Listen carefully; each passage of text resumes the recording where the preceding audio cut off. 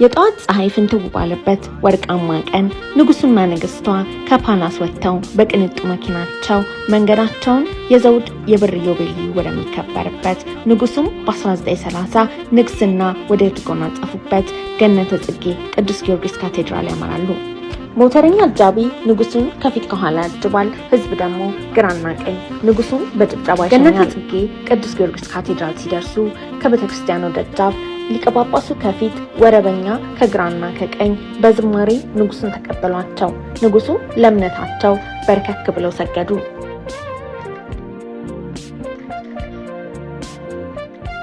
ደጀ ሰላም ያለው ሊጋባ 3 ጊዜ በመቋሚያ መሬት ይደበድባል። ትርጓሜውም ንጉሱ ቅድስት ቤተክርስቲያን ውስጥ ናቸው ማለት ነው።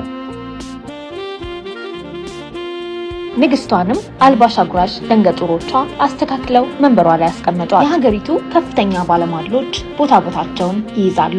ንግስናም ሰጪም ነሺም ባለሙሉ ስልጣን ቤተክርስቲያን እንደመሆኗ የ25 ዓመቱን ጉዞ በማየት በመገምገም የወደፊቱን በማቀድ በዓሉ ይጀምራል።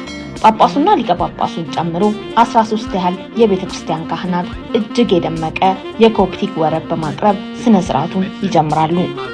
እያንዳንዱ የንጉሳዊ ቤተሰብ አባል የዚህ ስነ ስርዓት ተካፋይ መሆን አለበት፣ ከንጉሱ የራቁ የልጅ ህፃናትም ሳይቀሩ።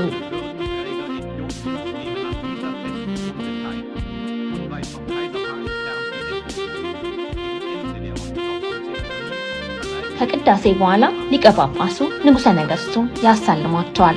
ንግስና ያጽና ብለውም ይመርቋቸዋል። ከዚያም አቡነ ባዚሊዮስ ንግግር ያደርጋሉ። ጸሮ ጸላቱ ታገሩ ፍጡና ባሕለ መስቀሉ ለእግዚእነ ኢየሱስ ክርስቶስ ክሩራነ ለይኩኑ። ቀሳውስትና ካህናት በዝማሬና በመወድስ ንጉሱን ይሸኛሉ።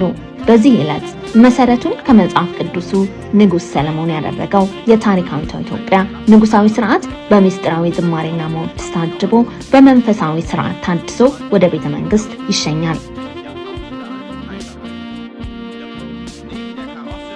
በደብረ ገነት ቅዱስ ጊዮርጊስ ካቴድራል ቅጥር ግቢ ውስጥ ከደጀ ሰላሙ ስር በተጠንቀቅ ሲጠባበቅ የቆየው ክቡር ዘበኛ የክት ዩኒፎርሙን ለብሶ በሰረገላ አጅቦ ንጉሱን ይሸኛል።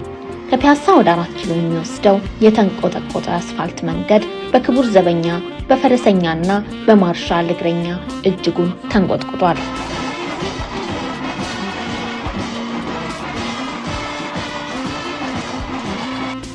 ከፒያሳ 4 ኪሎ አስፋልቱን ይዘው የተሰደሩት ቅንጡ ህንፃዎች ሰገነቶቻቸውን በሰው ሞልተዋል።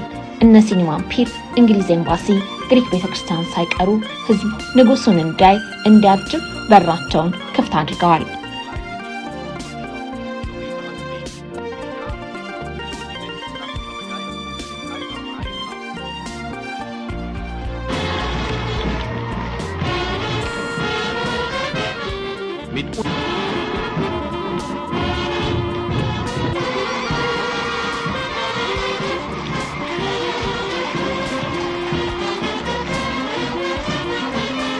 ሰዓታትን ከፈጀው የሰረገላ ትርኢታዊ ጉዞ በኋላ ወደ ቤተ መንግስት ግቢ ደረሱ።